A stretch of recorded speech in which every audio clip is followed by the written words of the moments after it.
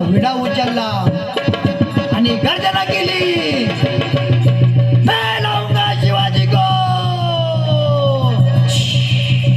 जिंदा या मुर्दा, जिंदा या मुर्दा. आणि खान निघाला. तो कसा कसा